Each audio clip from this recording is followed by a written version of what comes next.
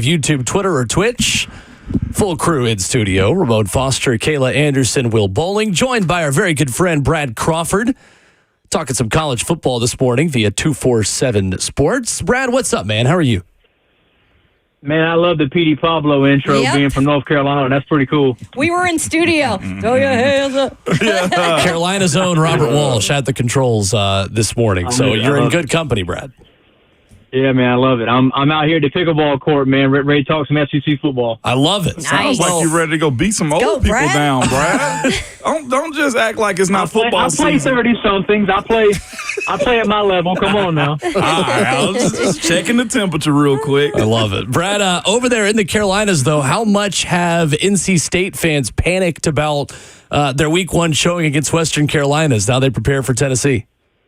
Yeah, man, I had State as my preseason 11 seed in the playoff, finishing second behind Miami in the ACC. And after attending last week's opener against Western Carolina, there was a lot not to like. The offensive line struggled a little bit, and then defensively they didn't get a lot of push. So I was kind of surprised to see the NC State-Tennessee line open at 6.5, and it's pretty much stayed there. So I guess the experts in Vegas think this game's going to be closer than a lot of us else.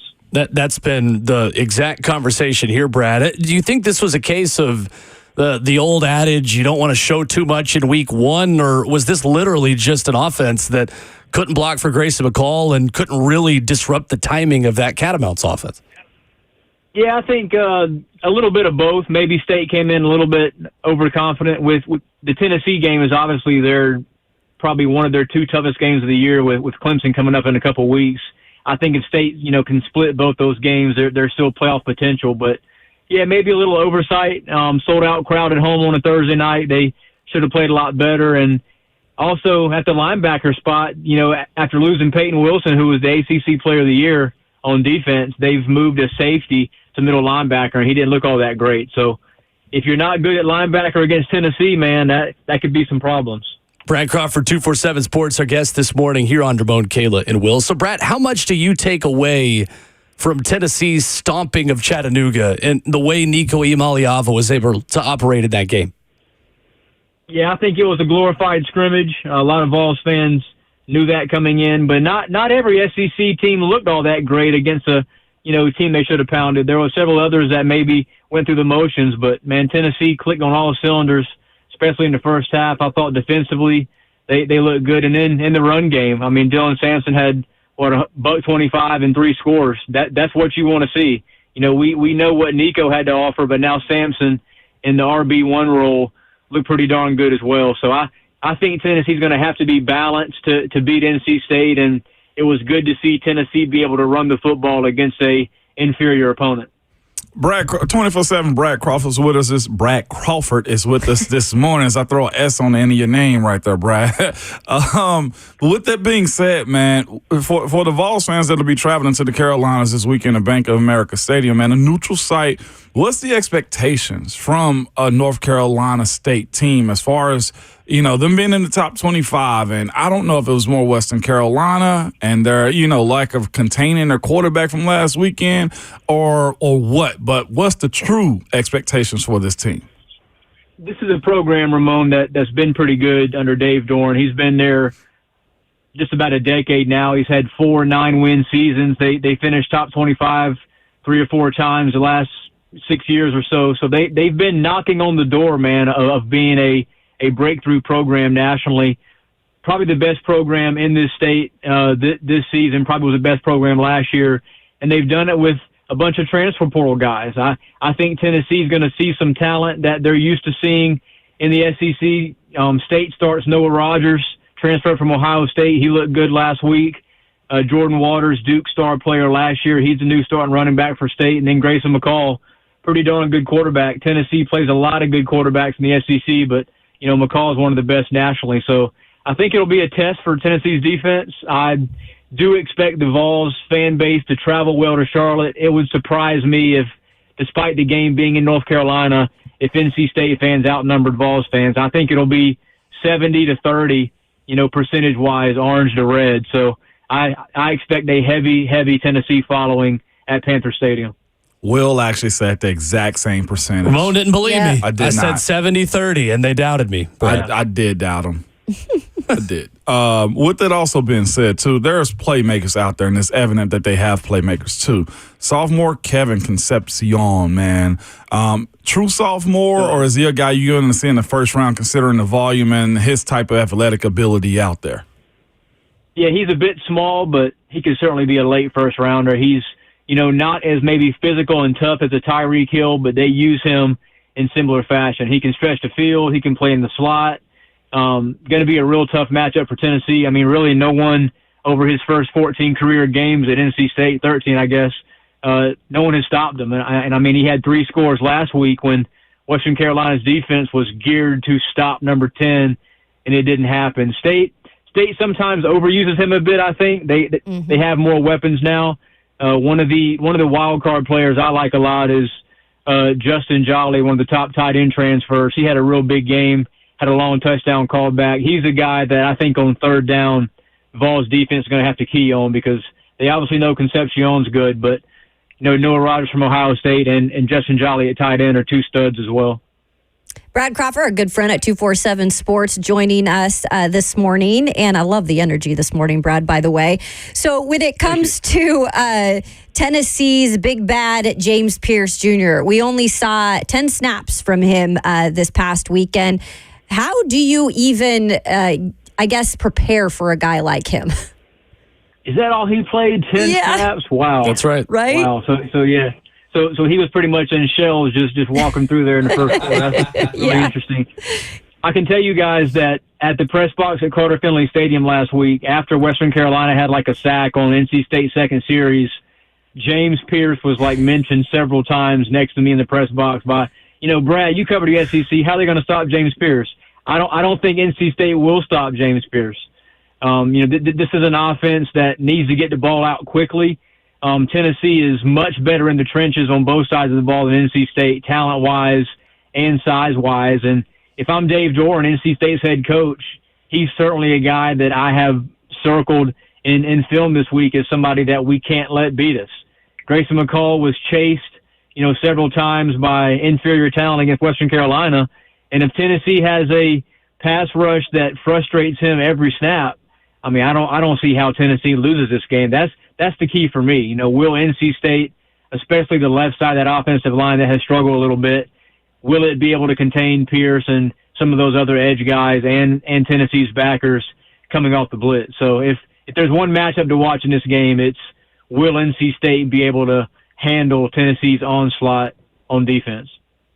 Brad, I wanted to switch gears for a minute because I did see your article that you talked about in terms of Florida State and clearly what we have not seen from them in the past 2 weeks. Yeah. They're 0-2, and I know you kind of wrote something about the program culture is quickly disintegrating there. I mean, is there even a way to fix this? Do you bench DJ Uiagalelei at this point? If his NIL contract doesn't have snap count parameters, then I certainly bench him. Yeah. I mean, this was not a good choice for Mike Norvell. I was kind of surprised they chose DJU over Cam Ward. Yep. I mean, every analyst out there, has seen Cam Ward up close and know he's a legit quarterback. But even though FSU was my most overrated team in the preseason top 25 back in July, I did not foresee an 0-2 start. And it's not just DJU. They're really weak in the middle of the defensive line. They lost 6 draft picks, 3 at receiver. We've seen that. And then the most surprising thing to me is, most of those transfer portal acquisitions they got were going to be backup players for their programs this season. So I guess Mike Norvell thought he could develop guys in 4 or 5 months into starters, and 2 weeks into the season, they have not shown that. So, yeah, I think FSU, a team that I thought would finish maybe 9-3. Yeah, if they get to bowl season, that'll be good because, I mean, Georgia Tech and BC talent-wise are not as good as Florida State, but there's some definite camaraderie, culture issues, maybe some philosophical changes that need to be made. Brad Crawford at 247 Sports, our guest this morning here on Ramon, Kayla, and Will. Brad, in Columbia, South Carolina, things were way closer than we all thought they would be between the Gamecocks and Old Dominion. But Dylan Stewart looks like the next James Pierce. So what is the balance of positivity around his development and him looking like one of the best edge rushers in the country, but also the fact that this offense just really could not get going on Saturday. Yeah, Dylan Stewart, one of 2 5-star signees in this class for the Gamecocks. Josiah Thompson, left tackle's the other one. He started too, played pretty well.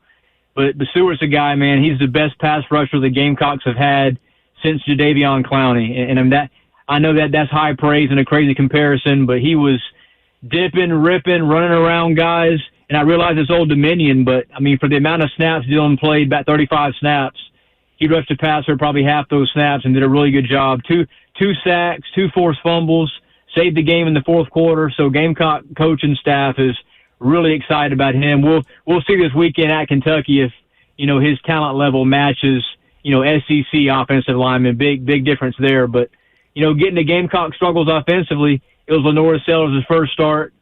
I had him 15th in my quarterback rankings out of 16 to start the season, and actually got some hate from Gamecock fans for doing that. But 1 week into the season, I think that's pretty much where he is. He played like a redshirt freshman, and Gamecocks moved the ball a little bit, running the football, but Lenore's is going to have to get better at going through his reads and progressions and, not being if the first guy is covered, take off and run kind of guy. They don't need that from him. They need to play better offensively. So big test this weekend at Kentucky, and I think that's why the Gamecocks are about a 10-point underdog now, because of the quarterback position not looking as good as, many of us thought it would.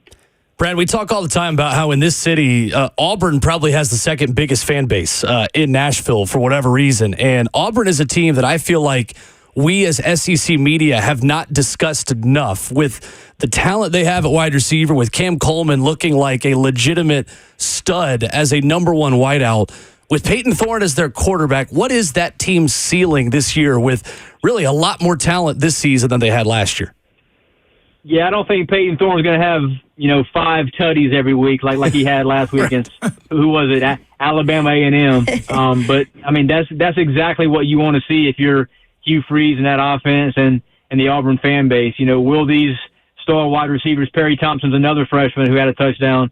I mean, they look great. Probably the best team in the SEC at wideout last week. Bama looked pretty darn good too, but Auburn's still a team that I think is maybe 7-5, 8-4. There's some big games coming up. They do play Oklahoma here in a couple of weeks. That's a very good barometer game for Tigers and Sooners early. But yeah, Peyton Thorne's a guy that I'm not really high on.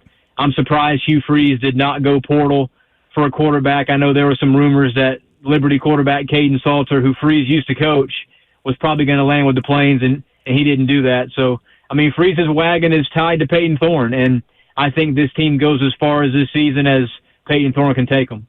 Speaking of the portal, and I mentioned the Carolinas, you know where I'm going in this South, okay? What does Dabo Swinney have to do to get Clemson back to where they were? Was it just lightning in a bottle with 2 quarterbacks? Is him not jumping into the portal and honestly just transforming his ways something that's going to get him canned at Carolina? Because I'm sure his values and what he believes and his promises to those high school parents is very rich, okay?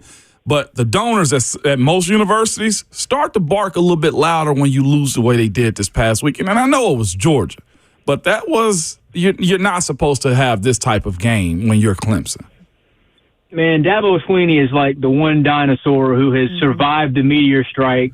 Every other species has evolved, and he's just sitting there eating leaves off by himself still.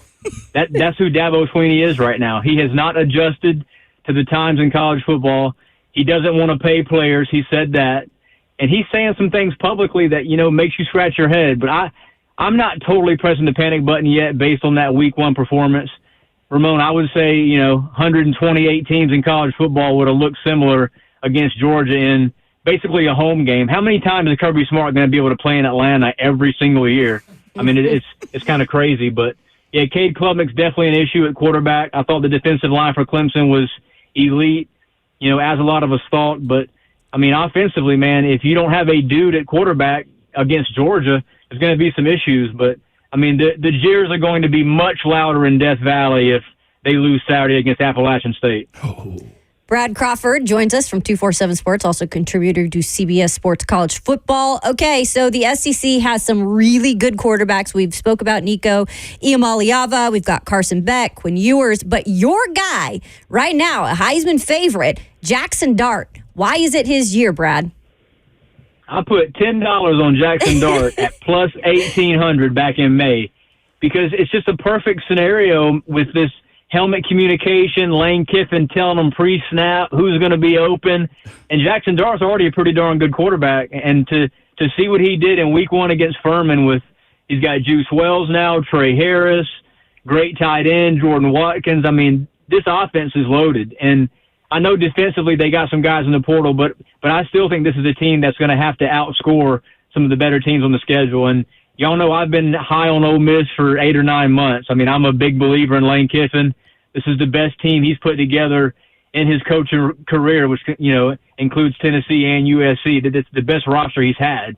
And in week 1, man, they look really good. So I'm a big Jackson Dart fan. I like the way he carries himself, and he's obviously a guy that I think if he has, 40 to 45 touchdowns and they're able to split some of the toughest games of the year, he's undoubtedly going to be a finalist in New York. He is Brad Crawford joining us this morning, talking college football, covering college football for 247 Sports at bcrawford247, where you find him on Twitter. Excellent as always, Brad. Thank you, sir. Thank y'all. Thanks, Brad. Yes, sir. Brad Crawford bringing it this morning, as always. What was that, like on vines or something? Yeah, last dinosaur just chewing on the tree vines and leaves by himself. Only dinosaur to survive the meteor.